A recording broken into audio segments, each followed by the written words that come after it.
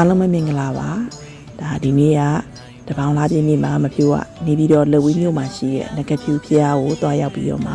ဖူးမြော်ကြည်ညိုတာဖြစ်ပါတယ်ရှင်ဒါနဂဖြူဖျားမှာမဖြူရောက်တဲ့ချိန်မှာပေါ့နော်ဒါနေ့လေပိုင်းပေါ့နော်ဖျားအပြင်အစုရေ1000ကိုဒါတည်ပြီးသွားပါပြီနောက်ထပ်အစုရေ2500ကျော်ပြီးစီးအောင်တဲမှာဖြစ်ပါတယ်ဒီငကယုံလေးရဲ့အထဲမှာဖျားဆင်းလူလေးရှိပါတယ်ဒါအစုရေ1000တော့ပြီးသွားပြီပေါ့နော်နောက်ထပ်တဲစဲပေါ့ဒါဆိုစေးတွေမတော့သေးရဲ့ဖျားတွေကိုမဖြူကဒါရောက်ရှိပြီးတော့ဖူးမြော်ခဲ့တာဖြစ်ပါတယ်အများပြည်သူဖူးမြော်နိုင်အောင်လို့မဖြူကတင်ပြပေးတာပါဒီဖျားလေးကိုတွားရောက်ပြီးတော့ဖူးမြော်တဲ့ချိန်မှာပေါ့နော်တက်လွတ်ဒါထမင်းကျွေးပါတယ်အဲ့လိုကျွေးတဲ့ချိန်မှာမဖြူကနေပြီးတော့မှဆရာတော်တွေက